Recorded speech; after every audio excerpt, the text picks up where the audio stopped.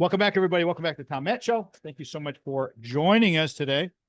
Our guest today is Aaron Baer, calling us from Full Spectrum Marketing. Baer Performance Marketing is his company.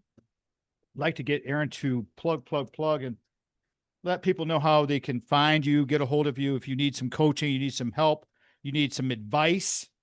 When you go to a person like an Aaron, you're going to the doctor. Go to the doctor for some, call him the marketing doctor, and let him diagnose what you need. Before you go in there and you tell the doctor, hey, I want to buy radio, just like he was just saying in that quick story, I want to go buy some radio. Go talk to the doctor of marketing first and see what he thinks and give him a couple dollars just for his time. All right. But how do people find you, bud? Just on our website, baerpm.com, just BAER, P as in Paul, M as in Mary.com. Short and sweet. I do have a story about how I came up with that name, by the way, we want to talk about that. Go for it. No, go for it.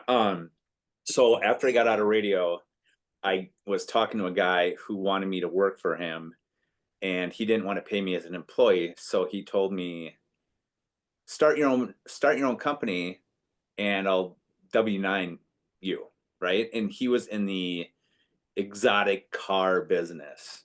And I started thinking of names, whatever, and I just didn't want it to be, because Baer is obviously my last name. So I didn't want just Baer Marketing, whatever. So I'm like, two things came to mind. When I was in radio, I dealt with a lot of ad agencies, and the vast majority, they're only concerned about their fees, right? Like how they can make their buck, not necessarily how they can get results for their clients, but how can they get the checks, right? So when starting my own business, I wanted the driving force to be to perform for our companies that we partner with, right? And then this first client that I had was in the high-end car, Lamborghinis, like you name it, right?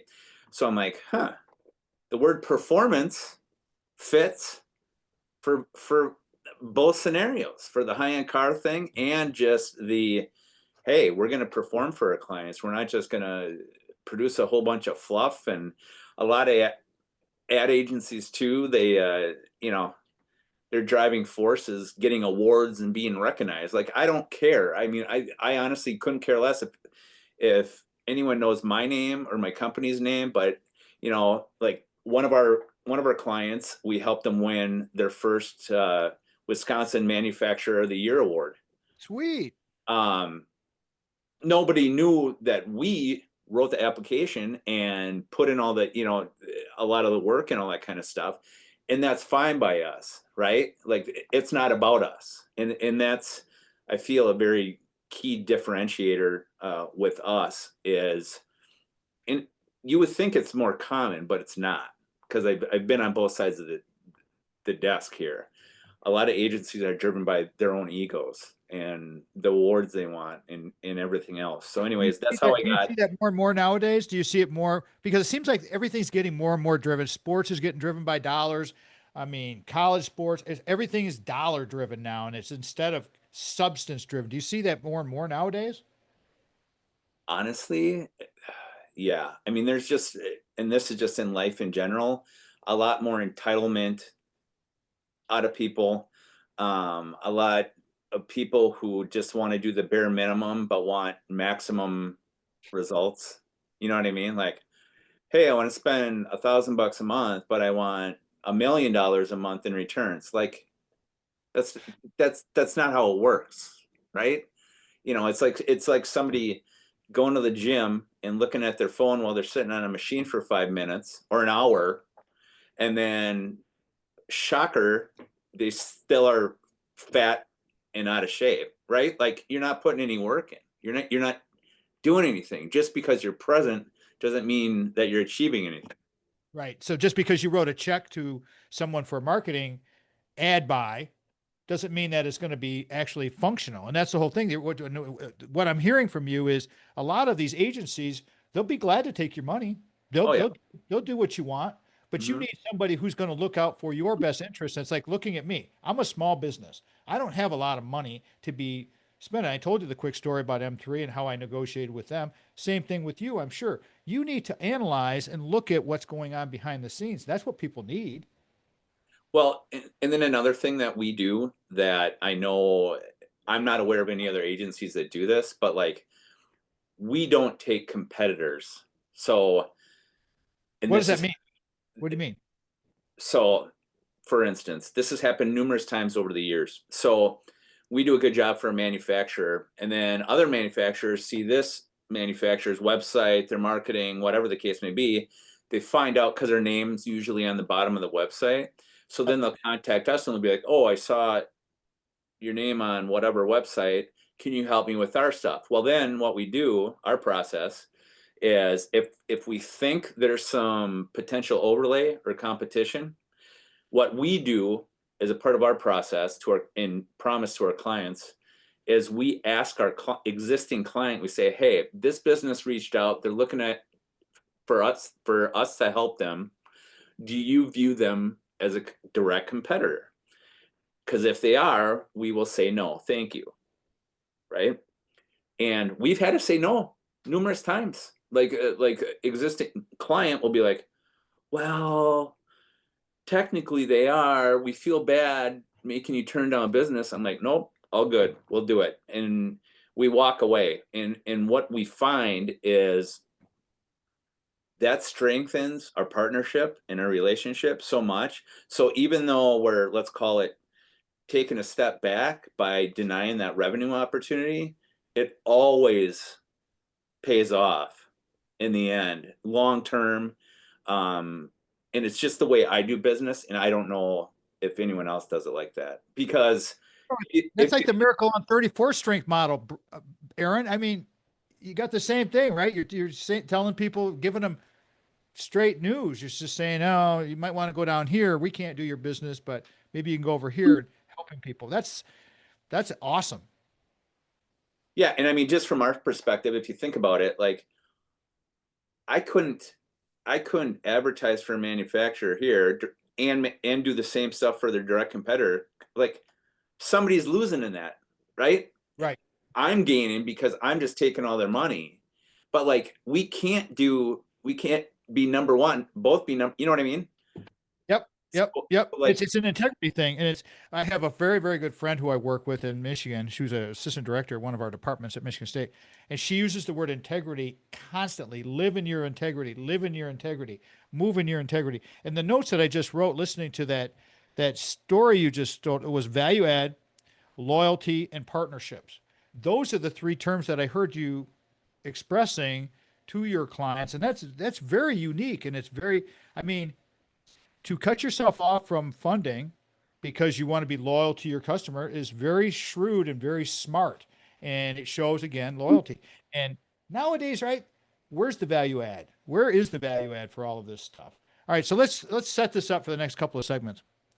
Where are the important spots? We've already talked about a little bit of the setup and defining things, but then where would Aaron Baer in your first visit here, the high altitude, where are some of the things and some of the places that people should really consider when it comes to hiring you and putting their money? yeah. Yeah, as far as that goes, I mean, as far as hiring us, easy for me to say. Um, we're really a marketing department for hire. So we have businesses that don't have marketing staff, and then we're their marketing department, right? So there's that component. But then we also do work with companies who do have marketing staff.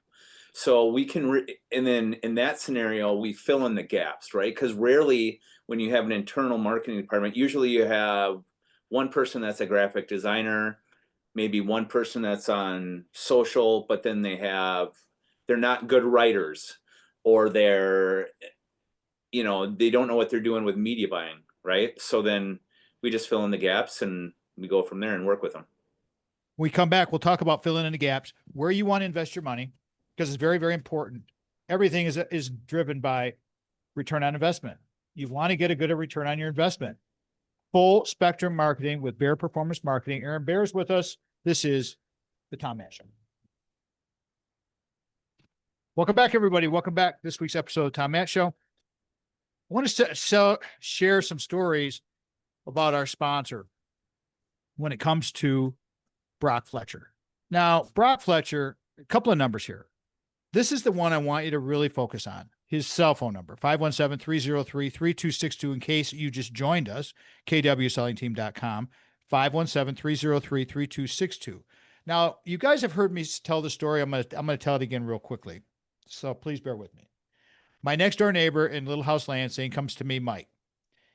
New neighbors. We just lived there a couple of years, but I kind of become a surrogate kind of dad to the guy. And, that's kind of my role in life, seems like. And, comes to me and says, Tom, I need your advice. I got a job offer. I got to go. I'm going up north. I got the perfect job offer. And this was during COVID and all this stuff, everybody. So just, things were messed up. He said, I think I got to sell my house right away. I think I can get this number. And I said, I think your number's low, but I don't know. You need to get a hold of my boy. So I sent him over and talked to Brock. And I didn't try to convince him to hire Brock or any of that. Brock's not that kind of guy. Next thing I knew, a few days later, there's a sign in his yard from Brock. And lo and behold, a week later, they sold the house. Boom, 20 grand more in his pocket. And that is a true story, and that is a fact. That's why you want to go with Brock Fletcher, Mike Dedman, Mikey, how are you, buddy? All of those things, all of those people. Just go with their team because they are so good at what they do. Just like my guest today, Aaron Baer, Baer Performance Marketing, full spectrum marketing, kind of peeling the onion back because this is a very, very nuanced deal here, everybody. And when you're going to invest money in marketing, you may have sticker shock. I had sticker shock.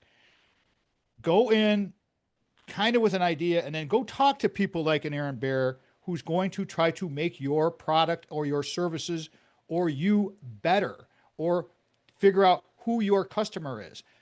Okay, so on your LinkedIn profile, you talk about the full spectrum of advertising, public relations, marketing, and advertising, all of these things. Of those 3 or 4 things right there, which do you think, and it probably depends on the client, but where do you put your energy first? Do you go into an analysis?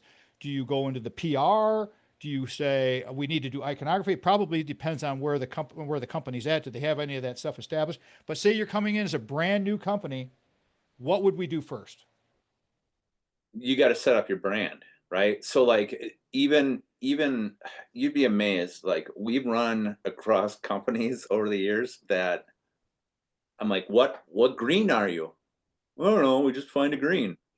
Or like there's zero brand uniformity, nothing. So the little booklet that you talked about, that you got 15 years ago or whatever, like we call that a brand standards guide, right? So within that, we will develop, these are your logos, your logo variations. These are your primary colors. These are your secondary colors. We'll put their CMYK colors in there so that there's no confusion that this is your red or your green, right? Like Kakana Baseball does not have a brand standards guide, and it drives me bonkers because depending on what sport, it could be a burnt orange or a reddish orange or a orange, and then they may or may not match. I mean, it's terrible, right? Like when a brand isn't dialed in on being uniform and consistent, it looks terrible.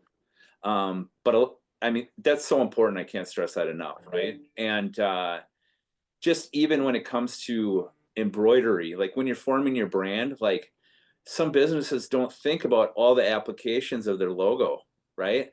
If you want to embroider your stuff, if you want to get branded apparel or merch, how's it going to look digitally? How's it going to look on print material? Like there's just so many things to think about on how your brand is going to be represented. And so many people don't even think about that. They're just like, oh, that looks pretty or that looks cool or whatever. But like you need it to be functional. Right. How Right. much? Okay. So let's talk about just a very, very preliminary. I'm coming in, Boomers Rock Media. We're brand new 15 years ago, coming in to see you, help me figure some stuff out. Give me the lowdown on and the sticker shock that you're going to get with numbers, because I don't think people understand how much work goes into this, the iconography, the color schemes, all of everything you just mentioned. Right. Ballpark numbers for value. What are people looking at cost wise? Well, I mean, I know that's a tough ask. it's super tough. So like we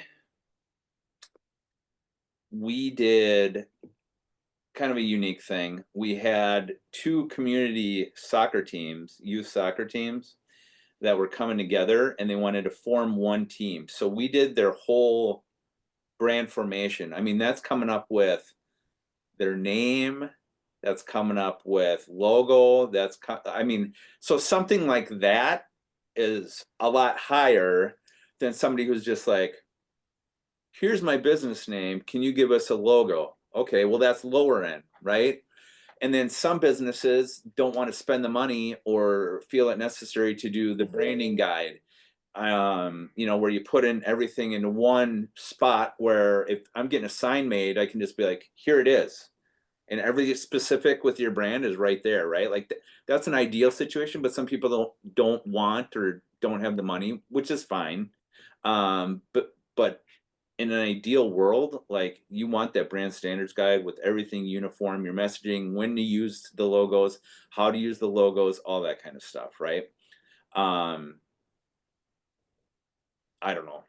I My would say, advice, well, excuse me, but my advice is take what Aaron's telling you, think deep, and do this, because you are going to save yourself so much aggravation down the road and so much money down the road.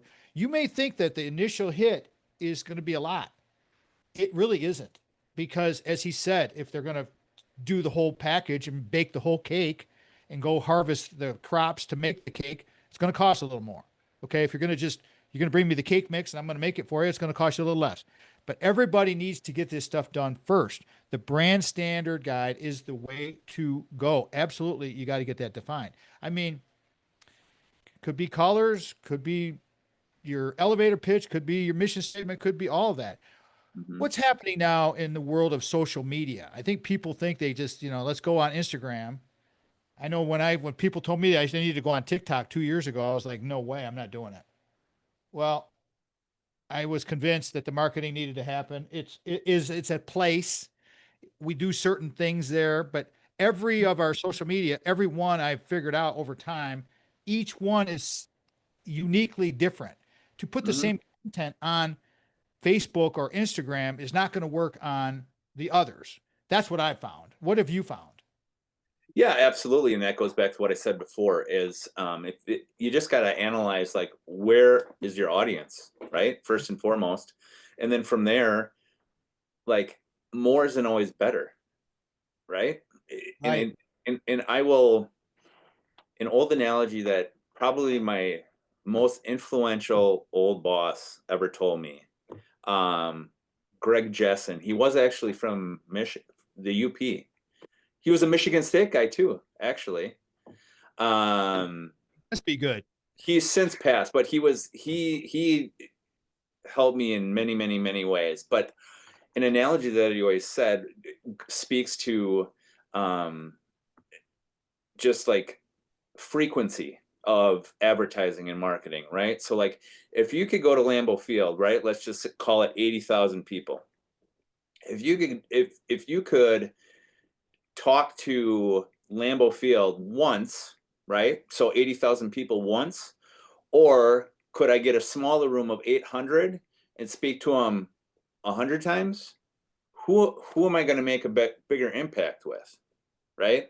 The Right. 800 more times, right? Versus one shout at Lambeau Field, right? So that just always stuck with me as an analogy of like that's what we want to do, and the same thing goes for social, right? Like, do you have the resources and time to do all of them, right? Once you figure out your target, if you don't, like you're better off just picking one or two and doing them well Right. versus five half-ass. Makes Do you sense. guys handle all of that in house? I mean, we got a couple seconds before we go to break here, but Mhm. do you have staff that can handle that for if I was to come to you and say, hey, I want you to handle all my social media, can you do that? Yep, Okay. 100%.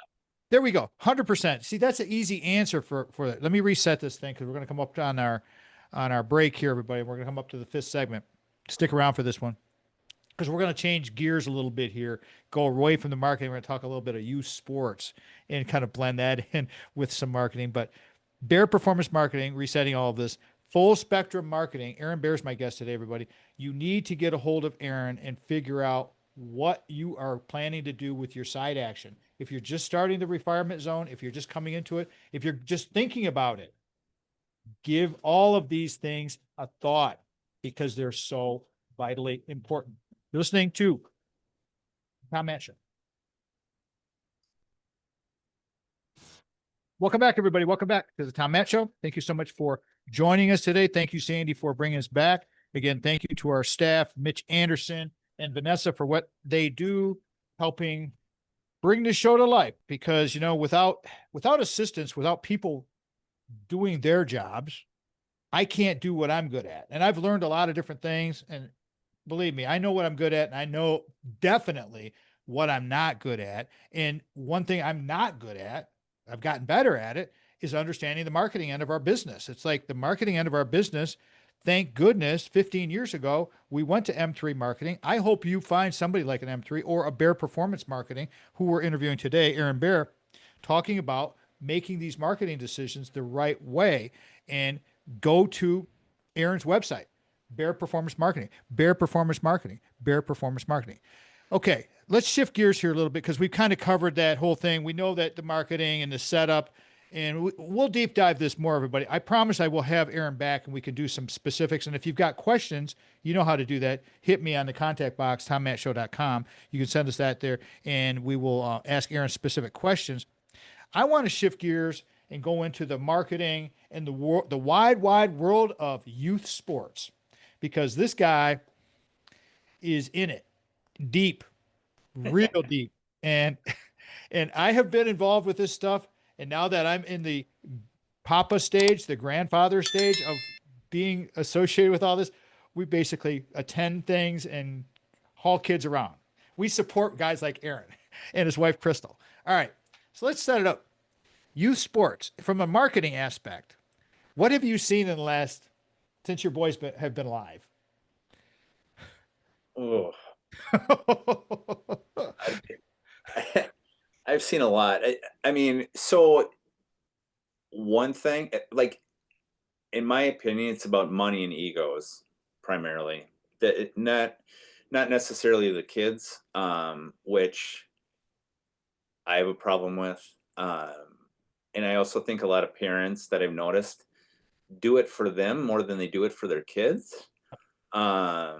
This might be a reference that nobody knows, but I personally was a big fan of Napoleon Dynamite, the movie Napoleon Dynamite. It's stupid, but it's funny in my opinion. Anyways, Uncle Rico, I don't know. Have you ever heard of Uncle Rico and Yes. Napoleon Dynamite? Yes. Anyways, he's an uncle that tries to relive his glory days in high school, and he's like, man, if I could go back, we would have won the state title. You know what I mean? Like stuff like that. And I just feel like the vast majority of these parents like never had an iota of success on their own in sports, so they just like, it's their life, like it's their driving force in life. And I'm just like, this is insane, like absolutely insane. And it really takes the fun out of enjoying your child, watching your kid play sports. Yep. Right. And then on the marketing end of things, you know, going to the money aspect, the promo and apparel side of things, like the club that we currently and have been a part of for the last few years, they have flash sales, they call them, on apparel, like 5 times a year, 6 times a year. Like, and all these parents are crazy, so they're buying all this apparel, and I mean, they're just making bank. And I'm not mad at it. I'm a big fan of capitalism, right? But like, holy man. And then you're paying money to be on the team, but then they want you to pay extra money for lessons. And it's like, well, I'm paying all this money. Like, do I really need to pay for lessons too? Like, isn't that part of what the team fee is? You know what I mean? So it's just exhausting. And if you really look at it, it's like, especially at younger ages, 7, 8, 9, 10, 11, like, why? What are you really gaining? And unfortunately, it took me a few years of being knee deep in it for my eyes to open, but like now I'm like over it. Well, that's the whole thing. It's a very good explanation here coming from a parent, a current parent going through these things. I have seen this coming for quite a while. It all started, everybody, you might remember this, but in Michigan, started a lot with the travel hockey parents. They were the first ones to, and then the soccer parents started getting involved with this. Now it's all of them.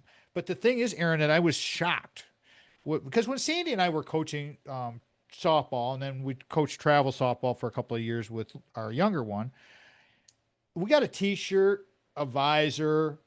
That's about it. You know, you paid $20 or something. I mean, Christ, sometimes we'd pay for our kids. Some of our kids had no money. And so we'd pay their fees just so they could pay because they didn't have, their parents had no money. So we did that several times. But we show up to these games years ago now, and I see these little kids, girls, were at the Harper's games, and the uniforms are like major league cut shoes. And I'm like, what happened here? What? And I asked Ashley, I was like, what's the deal with this team? And she says, Dad, that's a private, the travel team, and it's cost X amount of dollars a year to play on this team. And that doesn't guarantee, like you're saying, doesn't guarantee your kid's going to play. Doesn't guarantee, you got to do the coaching, you got to do all this additional stuff. But the apparel and the promo, and I've done some videos on this too, Aaron. If you want to see some of the most decked out boys and girls when it comes to gear, go to softball and baseball games. You want to see great hats, hair, belts, glasses, gloves, sliding. I mean, Aaron, Bam Brecken, my Yep. grandson, was talking to me the other day about a sliding mitt. My You know, response to him was, my response to him was, get on base. right? Just 100%. get on base. It's crazy. And the thing is, like, and I didn't mention this yet. So we're a traditional marketing ad agency, but a couple years ago, I acquired a business, and we also offer like promotional items and apparel as well. So we're in that world. We're in that game. So like we fully understand, like we can set up all the company stores and rewards and jerseys for teams and all that kind of stuff, right? So like I get it. Like I know exactly how much money they're making and all this kind of stuff. And I see, especially in the club end of things, like people buy so much stuff. Like it's unbelievable. Like I would love a piece of that, to be honest. Like it'd be sweet. Well, that's a smart move on your part to have a little piece of that action so that you know where where the dollars are going with this thing. I mean, it's just crazy to me because of you. Okay, you don't just have the cost of the team and the coaching and the special lessons, but then bake in all your travel cost, bake in all of the time. I mean, you're on the road. You just said earlier in the show a couple times where you been this year. This year, but like in the last 3 weeks, I've been to Omaha, Nebraska, Indianapolis, Indiana, and Milwaukee. And in 2 weeks, we go to Iowa. And they were already in Iowa. If you're not watching the video, you need to For, go watch the video because when you see Aaron's face, he looks tired. and that's for 10 years old, which is the craziest part. 10 for Yeah. 10-year-olds. Well, you know what Tom Izzo says, legendary basketball coach. Everybody knows Tom Izzo, basketball coach of Michigan State. Tom Izzo has always said, and I am absolutely 100% behind him in this one, and my thoughts as coaching and a trainer as well, that you need to be a multi-sport athlete. When you're that young, you need to be playing all of these sports and have fun and make friends and develop the social. See, what's happened now, what I think has been happening is the social end of it for the parents has become more relevant than the social end of it, the skill end of it for the kids. And the kids, the game is supposed to be about the kids, not the parents and their social hangout. But I see that happening. Do you? 100%. 100%, right? Like it's either the Uncle Rico parents, I call them, or like, and I'll be honest, like that was a very tough decision for us, because when we initially moved our kids to club ball, it was hard because all our friends and all our kids' friends and everything are still at the hometown sports teams, Yep. right? Yep. Granted, we found new teams and, you know, became friends with some of them. Some of them you didn't click with. I mean, that's just the nature of the beast, right? But like my 10-year-old's team right now, at the club team, like we love that parent group. Like love them, like good friends. And that's going to be tough to walk away from that. But we also know the parent group in Kakana, we have a lot of friends that we enjoy hanging out with too. But there is definitely that thought process of like, I like hanging out with them. Like, so let's keep doing it. So you got to really be aware, self-aware to, okay, what's the focus here, right? Right. It's Right. the kid, not us. What's the purpose? Let's get a takeaway. I need a minute takeaway on the purpose of marketing. Give me a quick takeaway, and then I'll have you back, and we'll close this bad boy. Well, here's one thing we tell everyone. You need people to know you before they need you, right? And that's where frequency and consistency come into play. A lot of people, like I said earlier, like to throw stuff at the wall. Let's try this for 3 months. Let's try this for a couple months. Well, that doesn't work, right? The goal for long-term success is to have people know you before they need you. And that's where having a strategic plan in place and carrying through with it and not pulling the ripcord and jumping out too early, that's the way you're going to get to where you want to be. Awesome. Baer Performance Marketing.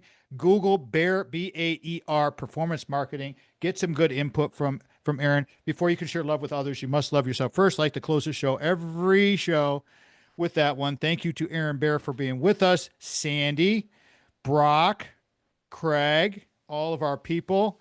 Of course, we'd like to say you've been listening to the production of Boomers Rock Media. This has been the Tom Matt Show. But thank you again to our production staff of Mitch Anderson and Vanessa and Aaron Baer for being with us. Thank you so much, everyone. If you miss any portion of the show, go to tommattshow.com. We are out.